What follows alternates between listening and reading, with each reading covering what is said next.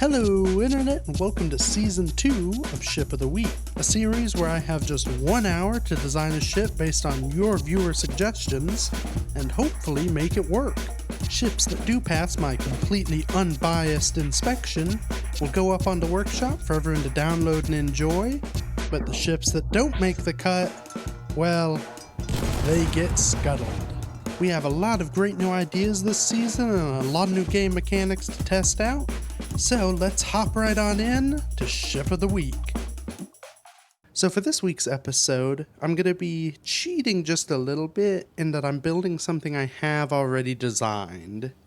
I am essentially redesigning it on video, so, it's not super cheating, but this is something I've experimented with fairly heavily. And that thing is essentially a ship printing apparatus, but one that's designed to be able to print off multiple ships within a certain form factor. So we're here on Earth because I figured, it's nice and colorful, and it gives me a good area to design this in a way that I think can be a good standalone thing. So yeah, I guess we'll just dive on in and see what we can do here. Alright, timer up. In 3, 2, 1, let's go. Okay, so we'll start off with the functional bits, because those are obviously important. And for any good ship printer, one of the most important things is welders. Let's get some of those. We'll need a battery to power it. Actually one battery will probably do, but we may build a few just for redundancy. We need projectors, of course. Pistons have our merge block. And we need computery bits.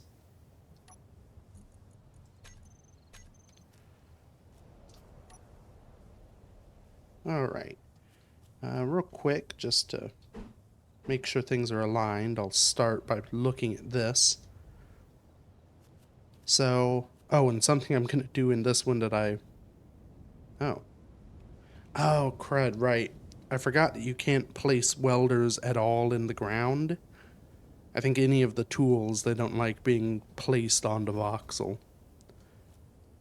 Alright. We'll start then. Actually, we'll start with a collection of small cargo containers. And we'll do that because the thing I forgot in the last build that I'm still embarrassed about, I built all the welders for the printing part of it, but I didn't actually connect all the welders together. I guess they were connected to cargo the middle bit, but the two outer bits weren't connected. This was the ship eater for those watching this not in chronological order. But anyway, now all of these welders are connected to an ample amount of cargo. Go ahead and just have a bunch of batteries there for fun.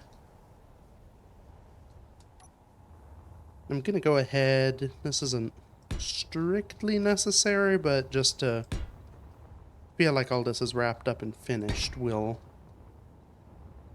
surround the whole thing in armor. And actually, we can go ahead and do that, except for that bit. Alright. So, with those done, yeah, that'll be good for now. I think we'll go straight into... Yeah, we'll go straight into the functional bits. And I'll probably do a good bit of detailing on this so it isn't just a sad gray box that poops drones and things. But for the moment, this should be good. That was the wrong button. Okay. So, next step, we will need a hinge up here. This hinge doesn't have to be piped to anything. We'll give it a small head to convert to the correct, grid size. This is important for any ship printing apparatus because, well, I guess you can print large ships, but you can't print small ships off of a large grid. There's no way to do that. So this hinge will do what we need there. And actually, nah, this should be fine. In the previous design I did of this, I actually replaced that middle welder with, I guess, a conveyor block in there, and then a connector, and that does work for this. So let's do it anyway, just to prove it is viable. This way this sort of works. The original design I did for this was off of my, what I think ended up being published as the Earth-class cruiser, which is sort of a vaguely Star Trek, I think it's called the Oswald class or something. It's a Star Trek ship that's a weird ball on a normal Star Trek chassis. Anyway, I built my version of that, and it had this as a feature in it. It was also the main sort of cargo and landing bay. So we've got this. We should then stick these 2 pistons on it. Those will give us, essentially 1 piston won't give us enough distance to get the first layer to where it needs to be, so 2 pistons assures we can do, and we'll adjust the distances those travel. Then, so that we have a multi-grid printing mechanism, this will be kind of awkward to do and probably to see. So I've talked about previously, the 4 crosses is the top and the 2 is forward. So we'll have our 2 projectors there oriented so that way is forward and up, sort of as you'd expect. And then, last but not least, a merge block. Like so. Now you may be thinking to yourself, this doesn't, actually, you may be thinking this doesn't look like the right height at all. And you'd be right, because I think I need 1 more block up for this to work. But you may also be thinking, even with this at the correct height, it looks like it'll be dangling awkwardly into the room. You'd also be right. So my trick for that is I can fold this whole thing up with the hinge afterwards. Though in reality, I may not need to do that. But let's fix this issue first. So if we just lock that upper bit off, put 2 blocks where we deleted the 1, that looks like it can probably print something. This thing is massive. It's going to be really hard not to make it an awkwardly shaped brick. Well, we'll figure that out, I guess, when we get there. So, okay.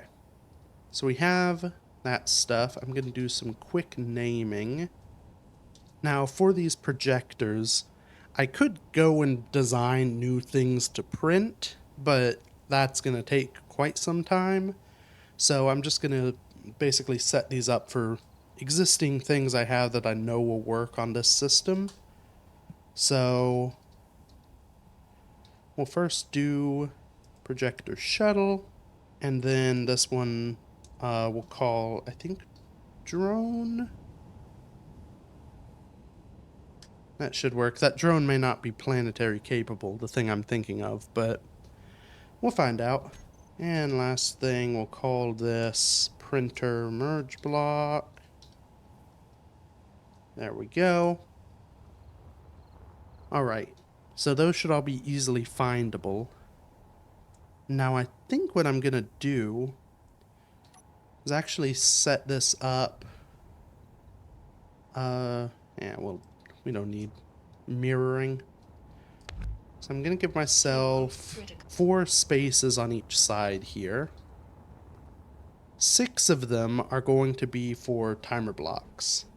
So these timer blocks are what controls the main printing mechanism.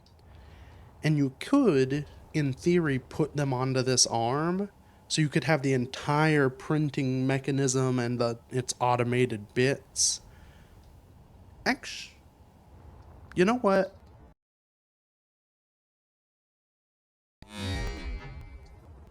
Alright, I went off on a slight tangent, had an idea, and decided to change my mind again about it. So, you could put the timers up on this stalk. That works just as well. There are even some benefits in that you could then print this stalk bit, this indie bit, as a separate thing, so that it's ready and available. But I'm not going to do that because I don't care to. And it really doesn't affect much either way. Having that end bit as a separate thing that you could build from a blueprint can be handy, but if I'm right, a lot of the setup stuff breaks when you build it from a blueprint anyway, because blocks get renamed and weird stuff happens. So unfortunately, this is the type of thing that you want to set up just, from scratch whenever you build something like this. It's not really something you could build from a blueprint in survival. But anyway, we've got our timers. Now the last bit that goes in these last corners, we need 2 event controllers. These event controllers, their job will be to control what is going on up here so that you can alternate what thing you're printing. I'll go through how that whole thing works here in a bit. And I think the last thing we're gonna do... See, this works well for one of these. But I also want... Actually, yeah, we'll do one of those. And then one of these there with the control panel, so I have an easy control panel access. Because I want one. Okay. So, we have our timer blocks. I'm going to rename them real quick. Alright, and then, just so we can keep track, we'll have event controller shuttle and event controller drone. These I'm naming based off what I named the projectors, which, well, it's because they control those. So, now, this is the sort of complex part of this process, really, is setting up all of the events that need to happen. So if we go to our timer block, essentially how this is going to work, the event controller, so if we go into it, it will detect when a block is turned on. That block for this particular event controller is, if I type in drone, the projector for the drone. So these event controllers watch the projectors. Then, what they do, because I'm watching if the projector turns on, I know that the projector for whatever I'm printing will be on. So what these have to do, when that block is on, it triggers timer block 1, which starts our print sequence. It's that easy. I'll go ahead and set up the shuttle one, which is the same exact thing. Quite literally the exact same thing, because I want to alternate what I'm printing. The actual print sequence is the same for both. It's just which projector is on. So what this will allow me to do, I can have on my button thing, I can have, so we'll have our drone, where is toggle on? And I want it on the second one because that just feels better. This first dot is the big red button, which, is for something more important than just toggling what thing you're printing. So I'll have these set to turn on. Once I get going, those will be both off. So if I hit this button, it'll turn on the projector for the drone and then start the print process. That's the whole system. So with that part going, we need the actual print process. And real quick, I'm just gonna make a group of all our welders so that we can control that with one thing versus having to control each welder. With our timer block 1, what this will need to do is it needs to reverse. I guess I should set up actually. Let's set this arm into sort of proper how it will be-ness. Our arm is stowed up there in the ceiling. When we go to our first timer, what it will do is it will reverse that hinge. So currently the hinge is pushing up into the ceiling. It'll swing the hinge down. We can also have it turn our merge block on. So this is something you don't strictly have to do, but to detach the thing from the printing stalk, I'll have to turn this merge block off. And I figure it's best to just leave it off while it's stowed and then turn it on when I need it again. So, yep, so that swings down, that turns on. Now we need to trigger, or start, timer block 2.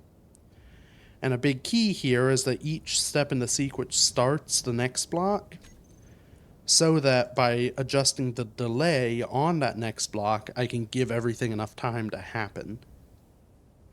So 10 seconds is probably more than enough for that first timer block. So we go on to the second thing that needs to happen, which is we need both of these pistons to extend. I could probably just reverse them, but I have an extend and retract and that feels a little safer. So we'll extend those out. I think I'll also in this stage turn our welders on. Maybe not. Maybe not. I could probably turn the merge block on at this stage instead of when the things swing down. You know what? Maybe I'll do that. Some of these things aren't particularly aren't particularly strict. But yeah. So we give that time. And if I'm remembering right, I think about 40 seconds is what we need. Because these pistons need to be going fairly slow so that they pull back fairly slowly. I think real quick, just reverse this and see what the pistons do if I set them to reverse.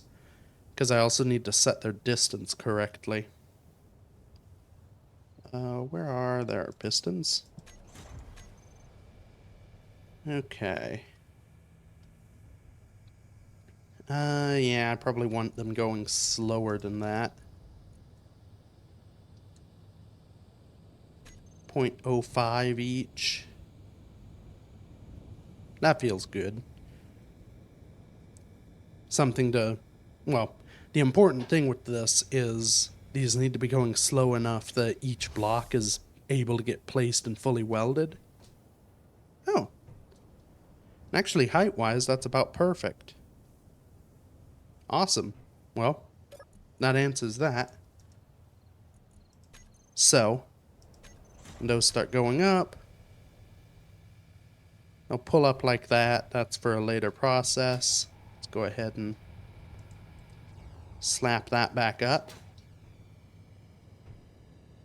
And keep on with our setup here.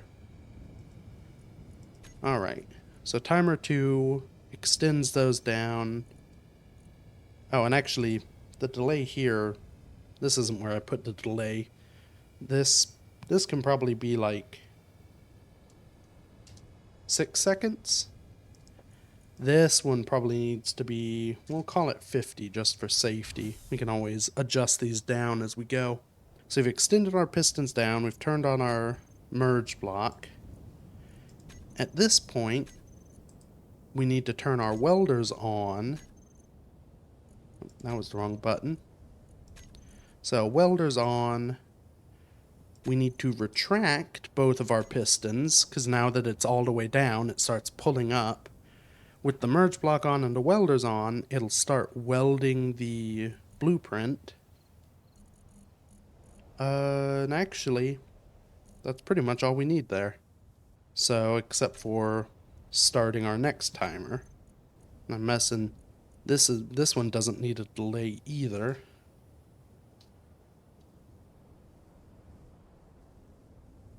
In fact, we'll have it at 5 seconds. What happens between here? So this is the part where I have to comprehend things while trying to talk, which is difficult.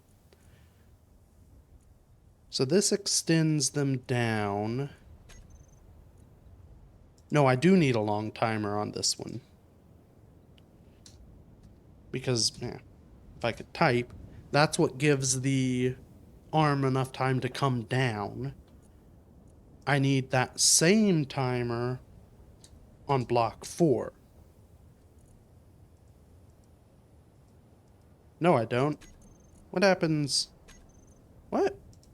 So block 3, the pistons come down. No. Block 2, the pistons come down. It takes them about 50 seconds to get there-ish. This one, where they start coming back up, shouldn't happen until 50 seconds later. Then, they're coming up like this one. That would be so much easier if I planned for these things instead of just winging them. So this needs to happen once they're back at the top. Okay. So, once they're back at the top, after a good amount of time has passed, we turn off that. We will turn off both projectors, because remember, the projector turning on is what starts this whole process. So by turning both of them off, we assure that whichever one we turned on goes off. And then, actually, I may have 2 more timer blocks than I need. So we can turn off our welder at this point too. Basically, this is the stage where everything is printed. Everything's done. So if all that turns off and I go ahead and reverse our hinge, that should do perfectly. So it comes up to the end and then everything just folds away. I think why I had 2 more timer blocks on the other one, so this I'm designing as a static grid, the other one was part of a ship. So on the ship version, I think I had a hangar door covering all this, so it looked a little neater. And I had the hinge set up differently so that instead of just, constantly pushing itself at 0, it would move to 0 and then turn off and lock itself. So that's extra process that we don't need to worry about here, where weird phantom forces don't happen. I think the process is all ready. What I'm going to do here, I'm not going to bother setting up the projectors yet. We're just going to run a test of the whole print process, a dry run, as it were. So if I turn that on, I don't think I set up the other... Nope. I did, there's just a timer. Okay. Well, that first timer can change then. Let's see if it makes it all the way down. It should. I think the real timing is about 40 seconds. But I wanted to, give it some extra room in case I didn't remember. Alright. It's there. About how many seconds extra do we have? I'm watching the timer in the upper corner. Okay, that was about 40. 10 seconds? 15. 20? 25? Oh god, I set this way too long. 30-ish, I think?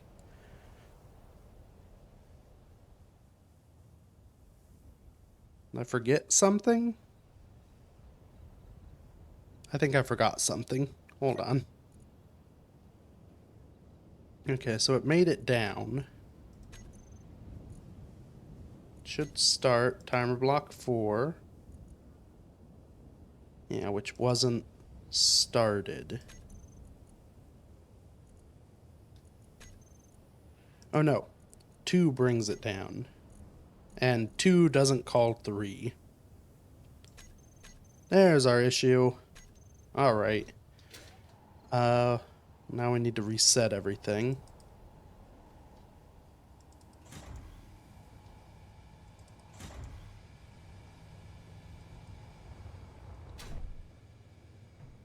That's going to take a while. While it resets, I may start doing some shaping. My sort of vision for this was to design sort of a little Quonset hut type thing. I have an idea, but I may have screwed myself over in my execution of it. We'll deal with that in a second. Okay. So, now test for real, and I am going to set those timers to 20 or 40 seconds apiece. This probably only needs like a 4-second delay. So 40, 40. Yep. Okay. Go. Okay, we are extending. Okay, and it pretty much just made it to the bottom before retraction started, with things turned on. So maybe I want like 45 seconds just for a little safety. Can I change that while these are going? I mean, I can change that one.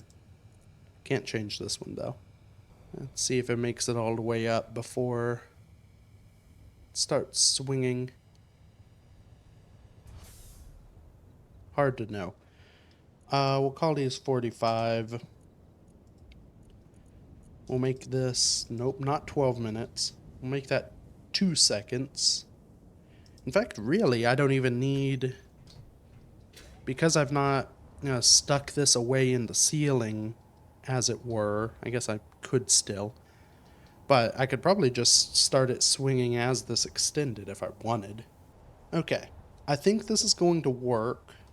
Let's real quick. Let's do some aesthetic design. Because if I don't want this thing to look like a box, I need to put some time into that. And I think we'll just do it fairly nice and easy. I'm going to have to deal with that up there in a minute. And I guess, I mean, it's not perfect for a Quonset hut, but if I just accept the fact that I'm going to have to, it's a Quonset hut on a podium, then it sort of maybe works. I guess you could, in theory, maybe this will be my excuse. So, if you were building one of these yourself, because you can't build these underground, you could just dig a hole for this bit. So this would be like lowered into the ground. So I like that as a thinly veiled excuse. Yeah, just to help with the illusion, I'll have all of this be sloped. And this is something, I don't know, it sort of works, sort of doesn't, but I find if you're putting something in the ground, it can be nice to have just a little bit of slopiness. There we go. Something that sort of feels like it merges into the terrain. The best option is to, well, kind of do what I've done here and basically ignore it, but even this sort of slopes. I think slopes are right for this. It'll make it feel like a concrete pad versus a weird building. Oh, and I should paint this concretey. I'll do that in a minute. This will be kind of a thick hut. That should be fine. We'll make it go, yeah, like that. So I'm setting up these inner slopes first, that way I have something easy to build off of. I could have used the panels for this, but given I wanted a little bit more structure leading up to this roof, I figured it might be better to have a full block thick thing. I also really should have used mirroring, because now I have to redo this on the other side. So I talked about having this in the roof. That's how I've done things in the past. We're going to do that again, mainly because I didn't, well, having it one block higher felt too high. So like this, it'll be kind of, I don't know, it'll be tucked in. Now, unfortunately, what I'm going to have to do is lop it off real quick. Thankfully, it didn't explode. And I am going to use some panels on like so. And this isn't necessary, but just for safety, I'm going to put one in there. So these panels, if I go ahead and Control X that, I can replace my hinge on those, meaning it's tucked into that block. It's sort of a nice flat roof line. Not perfect, but you know. Yeah. Now, I can continue this. Need to add some ceiling lights, which I can do. Ooh, actually, no. Here's what I'm gonna do. This is something I think I've maybe talked about it somewhere before, but I love doing these floor lights. Ooh, and actually, so I'm gonna do the floor lights, and I'm gonna do them a little weird. So you may notice the big pit here, which, oh, that's why there's extra spacing. Yeah, big old pit. You may be wondering, well, this pit, we'll fix that part of the pit. This pit's kind of in an awkward position. You just fall into the pit and then get welded to death. I would like to cover this pit, and once I build these, something I can do to do that is make use of my armor panels. So something handy about welders and these panels, the panels are thin enough, the welders actually work through the panel. So I can have this flat walkable surface.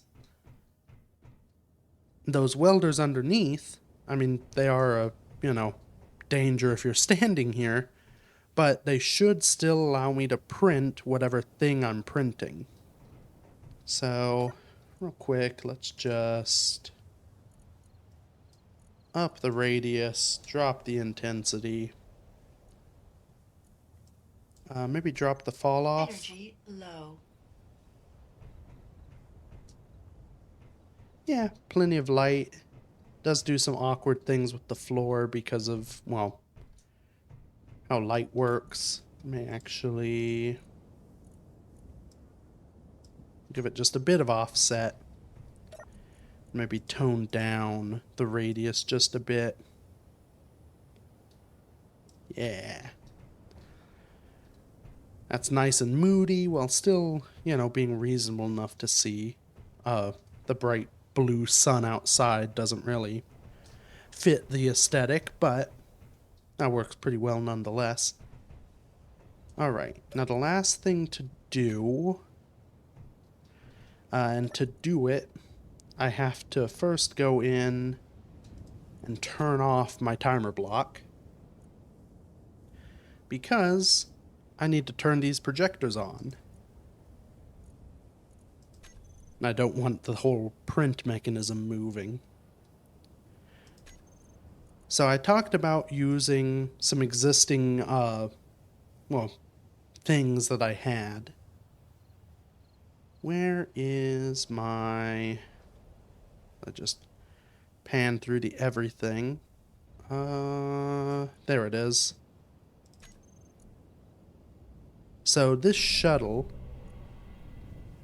which is up there awkwardly in the ceiling at the moment, this is one of the things that's designed, actually the printing mechanism was designed to work with this shuttle, which consequently was designed to fit out of a normal, just like, here, I need visual representation, to fit out of the gap of a 3 wide single row of airtight doors. So basically a small hangar style thing. So what I need to do is I need to first figure out what direction this is facing. This is the bottom because there are mergy blocks. I basically need to line this up so that the merge block is in the right spot. The merge block on this is basically dead center of it. There it is. Okay. So now that that is, well, in position, go into my projector. This is the shuttle. We'll do keep projection, show only buildable, which is nothing because the merge block is off. So that's set up. We'll turn that off. We go back into this. So the drone is the same thing. This is, yeah, I'm pretty sure this is an ion-only device. Last thing before I finish, just because I have the time. Paint. So, where is concrete? Energy critical. And that looks pretty good and honest. It feels a bit like an ancient temple on the inside.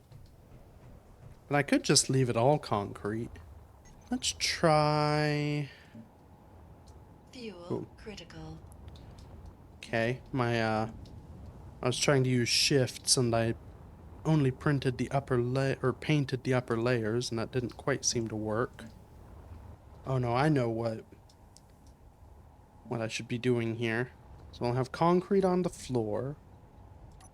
Real quick, just to give some color, and because this is a hazardous place, we'll do some very poorly aligning caution stripes on the ground.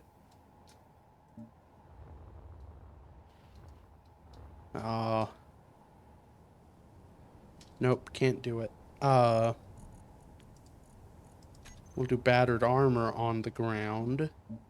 Some caution stripes at each end. It's one thing I hate about the panels is they don't work quite right with a lot of the textures. Especially ones that you'd really want them to be able to work with. And that seems good. Now... 8 minutes. Where is... Oh, we could do moss. No. I want this woodland camo armor. We'll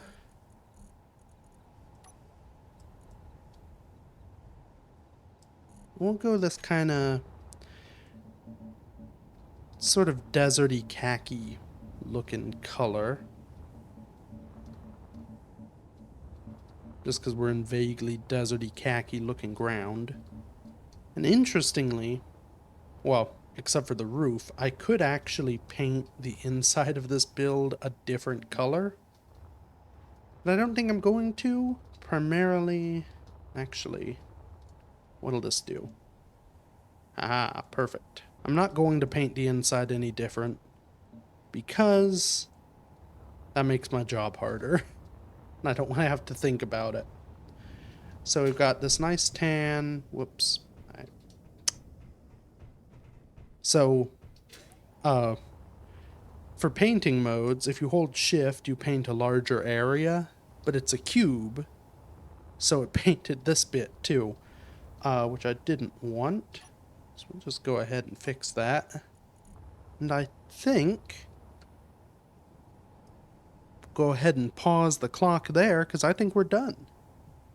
So yeah, we should have all the things we need. We've got the computing bits, got ground, we've got our printing mechanism up there in the roof. So I guess now the only thing is to test it all out and see if I made a mistake. So we'll do that here in just a second.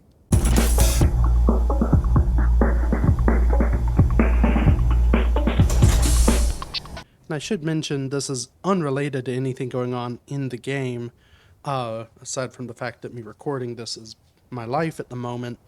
But we'll say the room that I record in currently, it doesn't have any sort of air conditioning. It relies on fans for cooling, and those fans are pick upable in the audio in my microphone. So I could try and do some fancy stuff with noise suppression and whatnot, but that's hard work. Fuel My critical. solution instead, yeah, I know all my stuff is critical. Uh, my solution instead is just turn off all the fans. It is so hot in here right now. This will be a much easier. Well, just recording in general will be much easier in the winter. But I'm surviving, and now we get to see how hot this printer is and works. So yeah, just because it bothers me too. I'm gonna real quick. So we'll have lights. I like having all my buttons do things. Oh, and okay. Uh, as per, well, first, ooh, light switch. Uh, oh, I need to test check something real quick. If this is the case, I won't count it as a problem. But yeah, dang it. So that's what I was talking about earlier with you can make this whole mechanism, but if you like separate all that and put it back in, you have to reset everything up. You can see all the things are still there, but they're grayed out because the hinge was removed and replaced, so the game doesn't know what the hinge is anymore.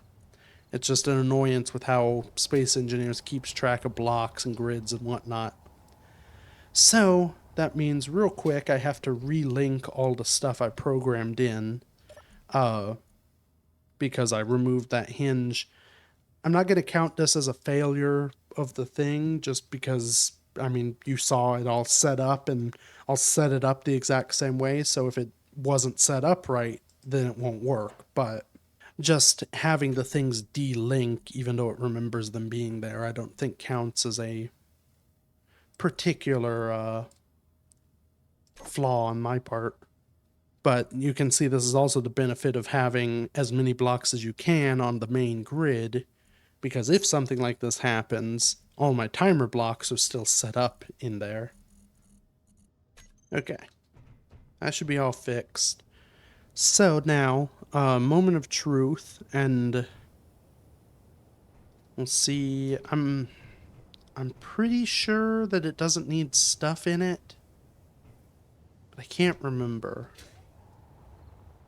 So I think real quick, I'm gonna go ahead. I have a handy dandy blueprint, my big box of goodies, which this quite literally. So it's a cargo container that has basically the entire starting equipment from the it's one of the starting scenarios with like the pre-built base that's 10 years old and incredibly outdated. But I figure it's a good mark of like, here's all the components you need for, bare basic operation. So it's basically got a supply of pretty much every component in it, ready to rock. Plus some resources and various other things. So I think what I'm just gonna do, this is just to make sure that it has parts. Again, normally you'd have it filled with cargo anyway. Oh, there's a battery there. Energy. I'm just gonna make a little Fuel critical. cargo line out here and stick this box on it. So, yeah, I'm not counting this as a problem.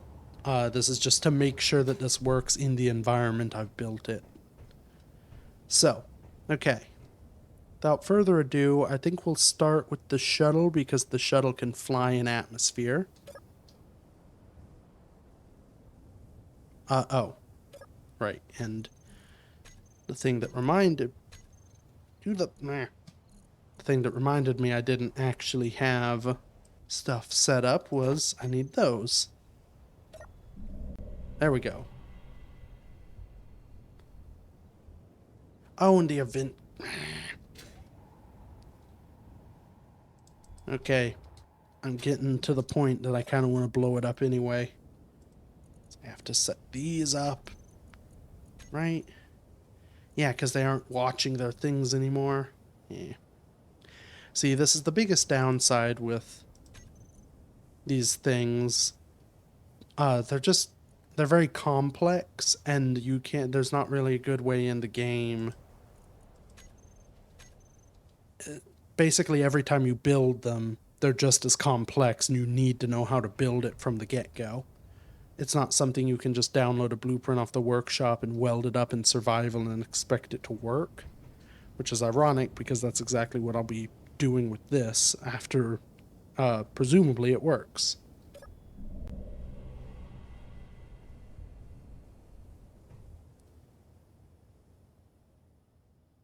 Maybe? What's not happy? Oh, nope, there it goes. I forgot the delay. Okay. This is looking good. We're extending. Bits are on. You can see the projector's ready to build a block. Need some dramatic music for this situation. Will it all just collapse immediately because I screwed up something with the positioning? Oh, who can say? The anticipation is building. That 5 seconds should mean it stops here for just a moment. Yep. Alright. Will it build that thing? Yes! Alright. We are welding. As you can see, it's welding through the plates. It's building all the bits. Things are popping in. It's looking good. Our positioning looks about right. Again, this ship is built to basically work with this setup.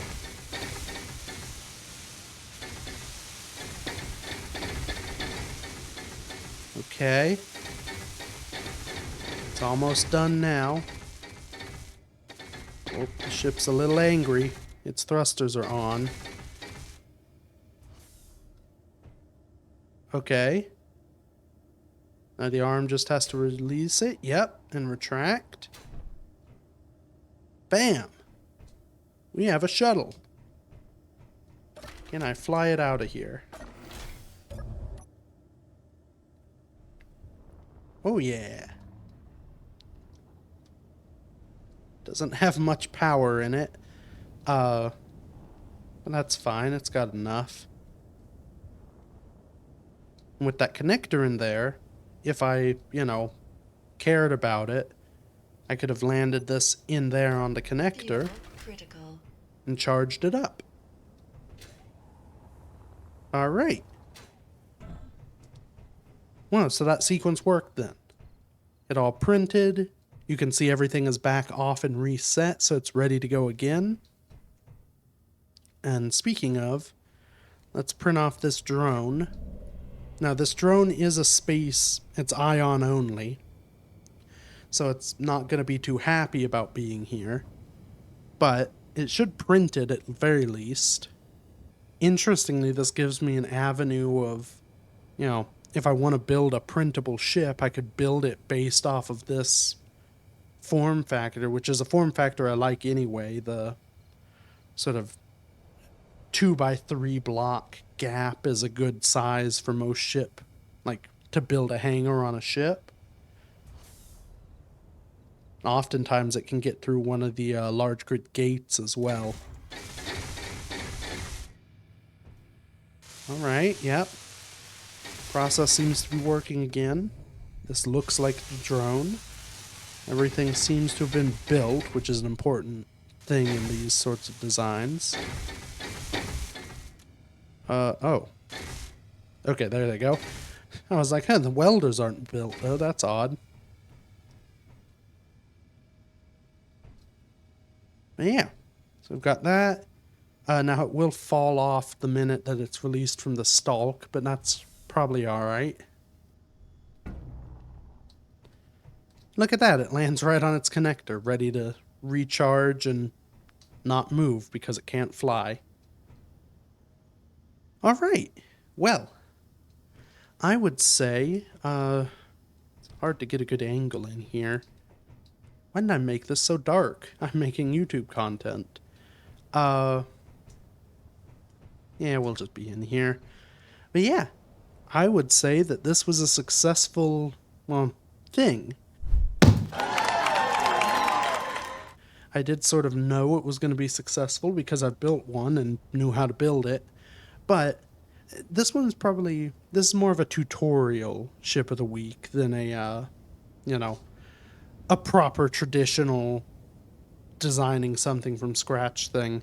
Because this is a good handy system, and with this it's expandable. I could have 6, 7, 8 different projectors, each with you know, a grid I want to project, and that, you know, that's useful, that's utility.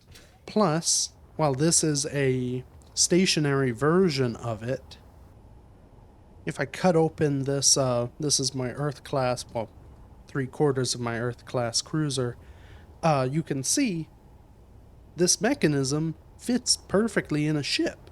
You can design a spaceship to have this as, you know, an integrated part of its system.